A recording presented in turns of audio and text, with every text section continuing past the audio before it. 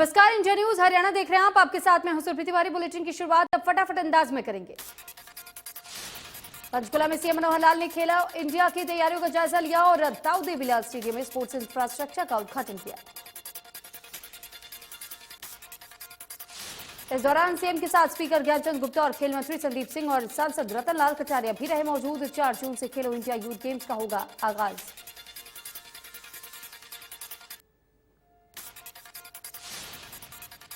राज्यसभा के नामांकन का आखिरी दिन आज। जो कांग्रेस उम्मीदवार अजय माकन आज सुबह 11 बजे अपना नामांकन भरेंगे। नामांकन के दौरान नेता प्रतिपक्ष भूपेंद्र हुड्डा, प्रभारी विवेक बंसल, प्रदेश अध्यक्ष उदय भान के साथ विधायक भी रहेंगे मौजूद। चंडीगढ़ में हरियाणा कांग्रेस ने विधायक दल की बैठक बुलाई, जिसमें कि भूपेंद्र सिंह हुड्डा, प्रभारी विवेक बंसल, प्रदेश अध्यक्ष उदय भान और कांग्रेस के बड़े नेता शामिल हुए, जबकि कुलदीप बिश्नोई नहीं पहुंचे।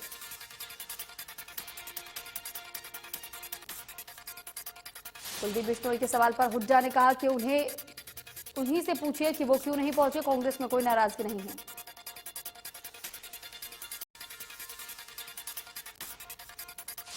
नारनौंद में अजय सिंह चौटाला ने कहा कि हमने ईमानदार के साथ गठबंधन निभाया है, जबकि बीजेपी ने गठबंधन धर्म तोड़ा है और इसलिए दोनों पार्टियां अलग अलग चुनाव लड़ेंगी, जिसमें कि जेजेपी सिंबल पर चुनाव लड़ेगी।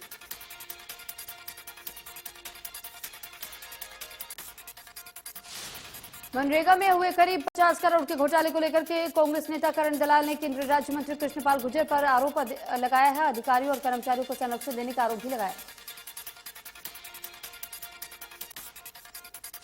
पंजाबी सिंगर और कांग्रेस नेता सिद्धू मूसेवाला का आज अंतिम संस्कार किया जाएगा। सिद्धू मूसेवाला की रविवार को गोली मारकर हत्या की गई थी। सिद्धू मूसेवाला के शरीर पर गन शॉट के 24 निशान मिले हैं। वहीं इस मामले में गैंगस्टर लॉरेंस ने एनआईए कोर्ट में पिटीशन दायर की है।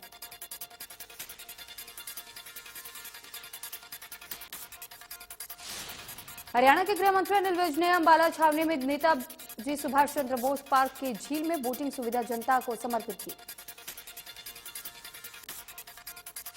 उन्होंने विधिवत तौर पर बोटिंग सुविधा की शुरुआत की और लाइफ जैकेट पहन अधिकारियों और पार्टी अधिकारियों के साथ झील में बोटिंग की। गृह मंत्री अनिल विज ने कहा कि इतना सुंदर पार्क और पार्क में बनी झील में नौकायान का शुभारंभ किया है और एक समय यहां शहर का सबसे गंदा स्थान हुआ करता था, जहां लोग कूड़ा करकट फेंका करते थे और उनके प्रयासों से ही आज यहां हजारों लोग इस पार्क का आनंद उठाते हैं और अब वे नौकायान भी उठाएंगे। ये सब उनके 22 साल के कड़ी मेहनत का नतीजा है। जींद में निकाय चुनाव को लेकर के भाजपा ने आज अपना जींद में चुनावी प्रचार अभियान शुरू कर दिया है और इसी कड़ी में जींद के विधायक डॉक्टर कृष्णलाल मिड्डा शहर की रामनगर कॉलोनी का एक नुक्कड़ सभा को संबोधित किया।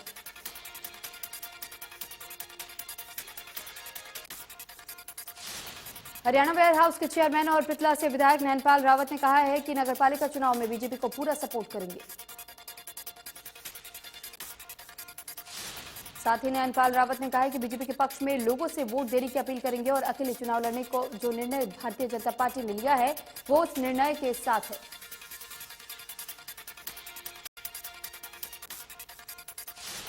फरीदाबाद के पलवली गांव में जनसभा का आयोजन किया गया, जिसमें कि मुख्य तौर पर विधायक राजेश नागर ने शिरकत की और लोगों ने विधायक का फूल मालाओं के साथ जोरदार स्वागत किया। विधायक राजेश नागर ने लोगों को संबोधित करते हुए कहा है कि बीजेपी के 8 साल बेमिसाल रहे हैं और इन 8 सालों में रिकॉर्ड तोड़ विकास से कार्य हुए हैं और इतने विकास के कार्य किसी और सरकार में नहीं हुए। केंद्रीय सरकार की तरफ से आम लोगों के लिए कल्याण के लिए चलाई जा रही विभिन्न योजनाओं का लाभ जरूरतमंद लोगों तक पहुंचा रहा है और बीते 8 सालों में शुरू की गई योजनाओं का लाभ अब धरातल पर दिख रहा है। केंद्र की योजनाओं ने लोगों के जीवन को आसान बनाने का काम किया है, साथ ही आत्मनिर्भरता की तरफ बढ़ाने का कार्य भी किया गया है।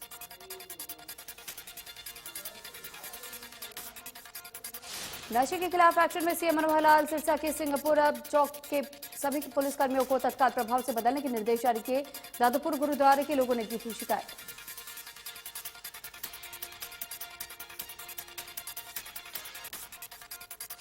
मोदी सरकार के 8 साल पूरे होने के अवसर पर प्रधानमंत्री नरेंद्र मोदी ने बेसहारा बच्चों को बड़ी सौगात दी है। पीएम मोदी ने वीडियो कॉन्फ्रेंसिंग के जरिए पीएम केयर्स फॉर चिल्ड्रन योजना की शुरुआत की। पीएम केयर्स फॉर चिल्ड्रन योजना के तहत कोविड से अनाथ हुए बच्चों को स्कॉलरशिप और स्वास्थ्य कार्ड दिए जाएंगे और इसके तहत हरियाणा के भी कई जिलों में राशि प्रदान की गई। PM cares for children scheme के तहत अंबाला में कार्यक्रम के दौरान सांसद रतन लाल कटारिया मौजूद रहे। इस दौरान अभिभावक होने वाले अंबाला के 3 बच्चों को राहत राशि भी प्रदान की गई। अंबाला लोकसभा से सांसद रतन लाल कटारिया ने इस मौके पर कहा है कि केंद्र सरकार को 8 साल हो गए हैं और तो इस मौके पर प्रधानमंत्री ने उन बच्चों से बातचीत की जिन्होंने कोविड के दौरान अपने माता पिता को खो दिया। रतन लाल कटारिया ने कहा कि पीएम केयर से बच्चों की मदद की जा रही है और डीसी को इनका अभिभावक बनाया गया है। बच्चों को किसी भी तरीके की दिक्कत परेशानी ना हो। वहीं जिन मुख्यालय पर इस कार्यक्रम के लिए जिला प्रशासन द्वारा आवश्यक प्रबंधन किए गए थे, जिसमें कि जींद से भाजपा विधायक डॉक्टर कृष्णलाल मिड्डा ने बतौर मुख्य अतिथि शिरकत की।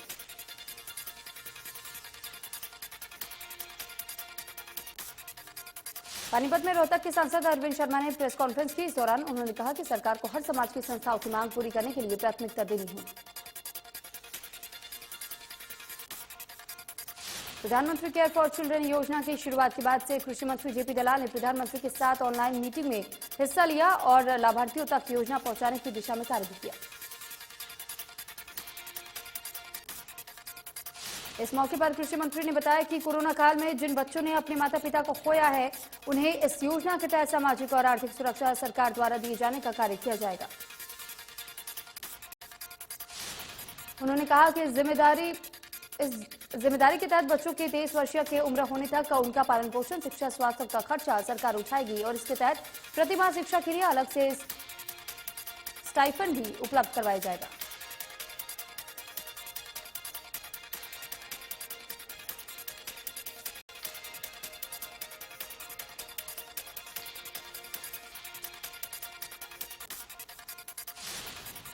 कांग्रेस द्वारा 6,000 पेंशन की घोषणा पर जवाब देते हुए भाजपा सांसद रतन लाल कटारिया ने चुटकी ली और कहा है, ना मन तेल होगा और ना राधा नाचेगी।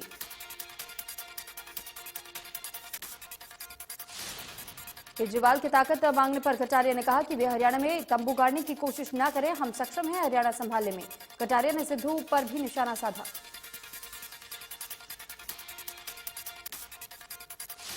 भाजपा और जसपा गठबंधन को लेकर के जसपा के राष्ट्रीय अध्यक्ष अजय चौटाला ने भाजपा पर गठबंधन धर्म न निभाने वाले बयान पर भाजपा सांसद रतन लाल कटारिया ने कहा है कि ये हाई लेवल की बातें हैं, जो कि हुआ ठीक हुआ।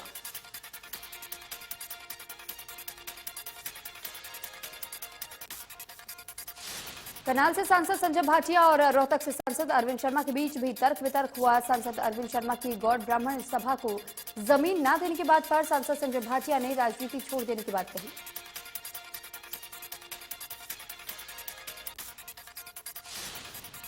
जुलाना में एक दिव्यांग पिछले 16 सालों से पर्यावरण प्रेमी बना हुआ है, जो कि गर्मी शुरू होते ही पेड़ों पर पक्षियों को पानी प्रदान करता है।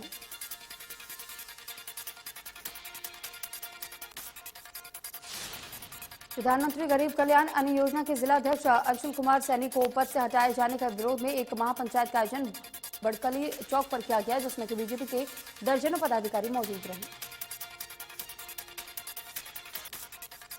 पंचायत में भ्रष्टाचार मुक्त मेवात मोर्चा का गठन किया गया। साथ ही जिला संयोजक अंशुल कुमार सैनी को पद पर बने रहने के लिए सभी लोगों ने समर्थन दिया।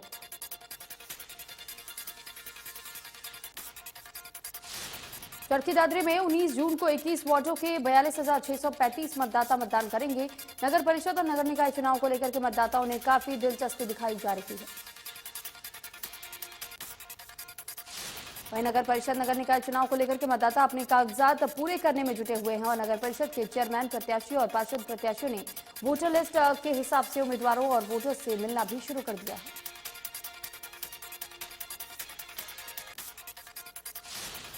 जींद जिले में 25,085 बच्चों में से अब तक 1,500 को ही वितरित हुए हैं और ऐसे में सरकार के दावे फेल होते हुए नजर आ रहे हैं। और 1 जून से सरकारी और निजी स्कूल की गर्मियों की छुट्टियां शुरू हो रही हैं और लेकिन अब तक टैबलेट नहीं मिले हैं।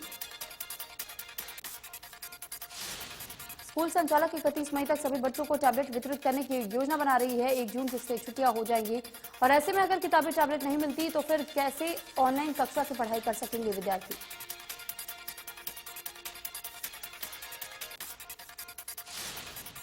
गुरुग्राम नगर निगम की तरफ से लोगों को पर्यावरण के साथ साथ स्वास्थ्य के प्रति जागरूक करने के लिए गुड मॉर्निंग गुरुग्राम के नाम से मुहिम चलाई गई। गुड मॉर्निंग गुरुग्राम मुहिम को सभी वार्डों में आयोजित किया जाएगा। प्रदूषण और सफाई व्यवस्था के बिगड़ते हालात को देखते हुए नगर निगम की तरफ से मुहिम चलाई जा रही है।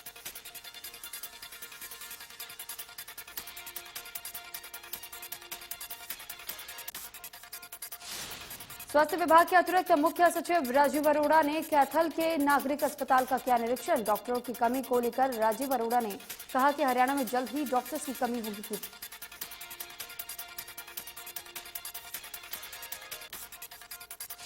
अतिरिक्त उपायुक्त डॉक्टर सुमिता ढाका ने हरियाणा पिछड़ा वर्ग एवं आर्थिक योजना के तहत लाभार्थियों दिव्यांगों महिलाओं के 50,000 रुपए की ऋण राशि के चेक वितरित किए।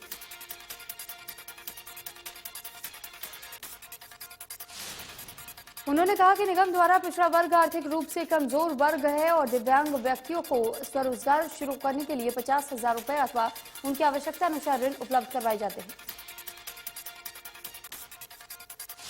उन्होंने कहा कि गरीब रेखा से नीचे जीवन यापन करने वाले परिवारों को जीवन स्तर को ऊंचा उठाने और उन्हें स्वरोजगार स्थापित करने के लिए ऋण की राशि दी जा रही है और ताकि भविष्य में और अधिक सहायता मिल सके। भिवानी के पैंताबाद खुर्द निवासी शाश्वत सांगवान ने यूपीएससी परीक्षा में 34वां रैंक हासिल कर प्रदेश का नाम रोशन किया। शाश्वत के उपलब्धि पर गांव में खुशी का माहौल है।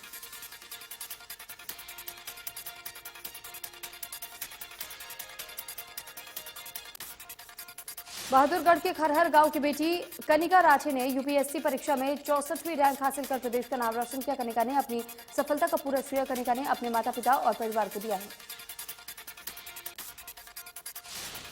कनिका ने आईबी की सरकारी नौकरी छोड़कर के यूपीएससी की तैयारी की और अपने चौथे प्रयास में कामयाबी हासिल कर ली। कनिका का कहना है कि परिवार का साथ और सार्थक प्रयास ही सफलता की कुंजी है।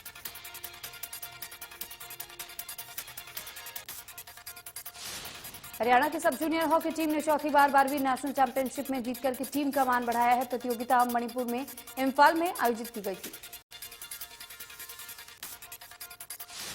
हरियाणा की महिला सब जूनियर हॉकी टीम लगातार 3 बार नेशनल में चैंपियनशिप का खिताब जीत चुकी है और टीम की 18 लड़कियों में हिसार की 10 बेटियां और सोनीपत की 8 बेटियां शामिल हैं।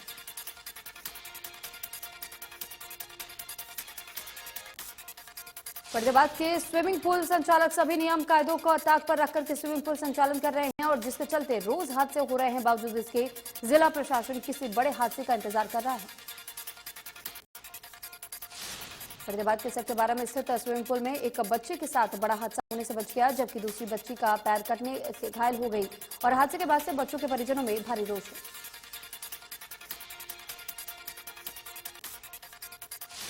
कैथल में किसानों के सभी संगठनों ने मिलकर के कैथल के पिहोगत चौक स्थित विद्युत भवन को ताला लगा दिया है। लंबित पड़े ट्यूबवेल की बिजली कनेक्शनों को लेकर के किसान 14 दिन से धरने पर है। किसानों ने कैथल के पिहोगत चौक स्थित विद्युत भवन पर अपना ताला जड़ दिया और वहीं किसानों का कहना है कि विभाग अभी जाग जाए तो ठीक, नहीं तो तालेबंदी परमानेंट कर दी जाएगी।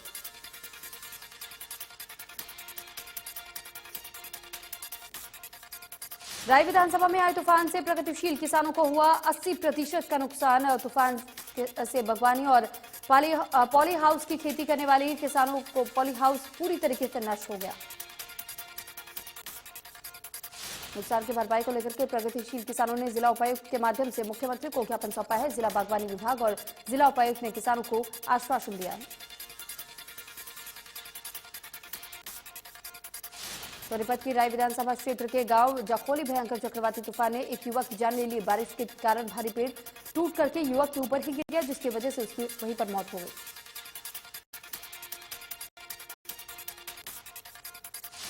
बहादुरगढ़ में निकाय चुनाव से पहले अवैध शराब की सैकड़ों पेटियां बरामद की गई। शराब का अवैध स्टॉक रखे हुए होने की सूचना मिलने के बाद से पुलिस मौके पर पहुंची और एक्साइज विभाग की टीम ने भी मौके पर बुलाया गया।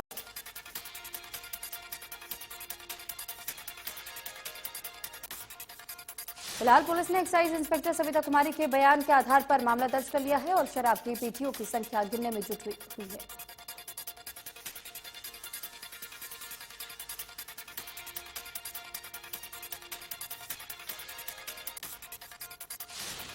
पंजाब में सिंगर सिद्धू मूसेवाला की हत्या के बाद से बॉलीवुड सिंगर राहुल फाजिलपुरिया ने दुख जताते हुए अपनी एल्बम लॉन्च करने का कार्यक्रम फिलहाल टाल दिया है। वहीं उन्होंने सभी सिंगर और कलाकारों से मांग की है कि आगे इस तरह की कोई घटना ना हो, इसको लेकर के सभी एक साथ आए और सिद्धू मूसेवाला के हत्यारों को सजा मिले। इसी मांग को लेकर के सभी एक साथ आकर के समर्थन दें।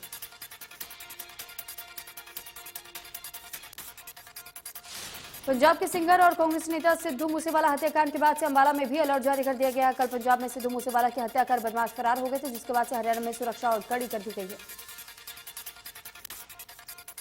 एसएचओ ने बताया है कि पंजाब में मनसा हत्याकांड के बाद से साथ लगते अंबाला में भी अलर्ट रखा गया है। बैरिकेडिंग करके संदिग्ध वाहनों की चेकिंग की जा रही है और आने जाने वाले वाहनों पर पैनी नजर रखी जा रही है।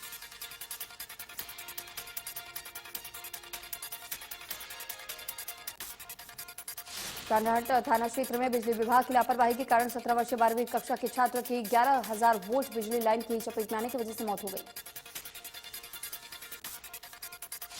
पुलिस ने मृतक छात्र का शव पोस्टमार्टम करने के लिए भेज दिया और उनके बाद परिजनों के हवाले किया। छात्र के पिता की शिकायत पर विभाग के एसडीओ, जेई और 2 लाइनमैन के खिलाफ मामला दर्ज कर जांच शुरू कर दी गई।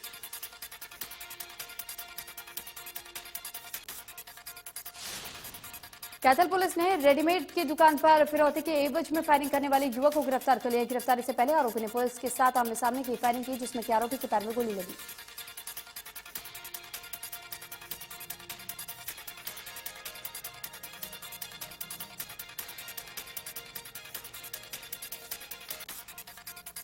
दिल्ली के मुखर्जी नगर में पढ़ाई करने वाली 26 वर्षीय छात्रा का शव रोहतक के सेक्टर 34 में सन सिटी के फ्लैट पे पंखे के फंदे से लटका हुआ मिला, जिसके बाद से पुलिस और एफएसएल की टीम मौके पर पहुंची। पुलिस के अनुसार मृतका की दोषी रोहतक के ही एक लड़के के साथ थी और यही नहीं, मृतका के फ्लैट में बियर की सैकड़ों खाली बोतलें भी बरामद की गई। बहरहाल पुलिस ने शव को पोस्टमार्टम के लिए पीजीआई में भेज दिया है।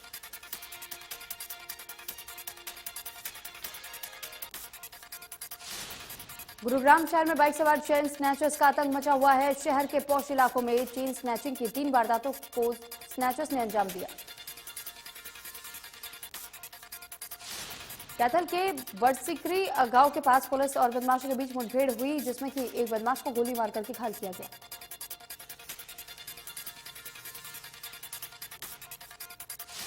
पीएम मोदी आज हिमाचल प्रदेश की राजधानी शिमला पहुंचेंगे। वहां केंद्र सरकार के 8 साल पूरे होने के उपलक्ष्य में शामिल में आयोजित किया जा रहा है और शिमला में आयोजित कार्यक्रम किया जा रहा है, जहां पर शिरकत करने के लिए पीएम मोदी आज पहुंचेंगे।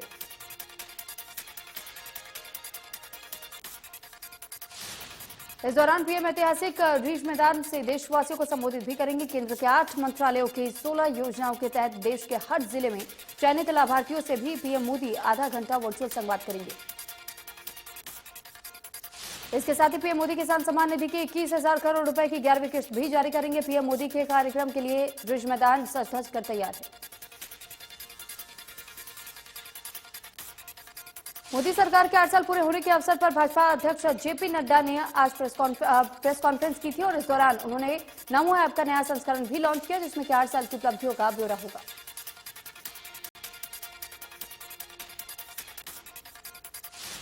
नड्डा ने कहा कि अंतिम व्यक्ति तक योजनाओं का लाभ पहुंचाने का प्रयास किया जाएगा। मोदी सरकार सेवा, सुशासन, गरीब कल्याण के लिए समर्पित है। देश आज आजादी का अमृत महोत्सव भी मना रहा है और आज देश मोदी सरकार के 8 साल सेवा, सुशासन और गरीब कल्याण को भी मना रहा है। सेवा, सुशासन और गरीब कल्याण से मोदी सरकार के काम करने का तरीका है। देश में एक बार फिर से कोरोना वायरस के मामलों में तेजी देखने को मिल रही है। पिछले 24 घंटे में एक बार फिर से देश में कोरोना के 2700 से अधिक मामले सामने आ चुके हैं, जबकि 25 की मौत हुई है। दिल्ली में कोरोना के 357 नए मामले सामने आए हैं। बीते 24 घंटे में नहीं गई एक भी व्यक्ति की जान। संक्रमण दर 1.83%। हरियाणा में पिछले 24 घंटे में कोरोना के 174 नए मामले सामने आए हैं और 235 मरीजों ने कोरोना को मात दी है। गुरुग्राम में पिछले 24 घंटे में कोरोना के 128 नए मामले सामने आए हैं, जबकि 174 मरीजों ने कोरोना को मात दी है।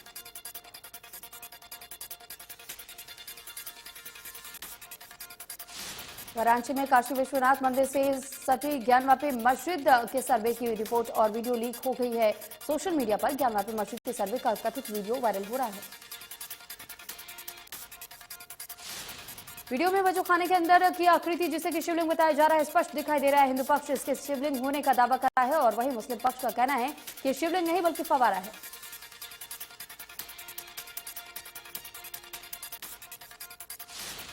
सोमवार को जिला कोर्ट के मामले में सुनवाई हुई है और वीडियो दीवारों पर त्रिशूल के निशान भी देखे गए हैं।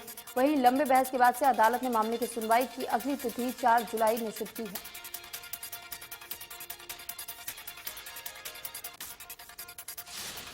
फर्जी कंपनियों के जरिए लेन देन के आरोप में दिल्ली के स्वास्थ्य मंत्री और आम आदमी पार्टी के वरिष्ठ नेता सत्येंद्र जैन की ईडी ने गिरफ्तार कर लिया है। मनी लॉन्ड्रिंग से जुड़े मामले में उनकी गिरफ्तारी हुई है और हाल ही में ईडी ने बड़ी कार्रवाई करते हुए मनी लॉन्ड्रिंग केस में सत्येंद्र जैन की फैमिली से जुड़ी 4.81 करोड़ की संपत्तियों को अटैच कर लिया है। दिल्ली एनसीआर में सोमवार को मौसम ने करवट ली और गरज के साथ करीब आधा घंटा बारिश हुई। इससे लोगों को प्रचंड गर्मी से काफी राहत मिली। शाम 4 बजे के करीब दिल्ली एनसीआर में एकाएक मौसम ने करवट ले ली और बारिश शुरू हो गई। हालांकि 100 किलोमीटर प्रति घंटे की रफ्तार से चली हवा ने दिल्ली एनसीआर के कई इलाकों में भारी नुकसान पहुंचाया है। यूपीएससी सिविल सर्विस एग्जाम 2021 के अंतिम नतीजों का ऐलान कर दिया गया, जिसमें कि श्रुति शर्मा ने पहली पोजीशन हासिल की। अवंतीपुरा में सेना और आतंकियों के बीच मुठभेड़ में 2 आतंकवादियों को ढेर किया गया। आतंकियों के पास से 2 AK-47 राइफल समेत आपत्तिजनक सामग्री बरामद की। जम्मू कश्मीर पुलिस ने बताया है कि मारे गए आतंकवादियों की पहचान त्राल के शहीद राथर और शोपिया के उमर यूसुफ के रूप में की गई।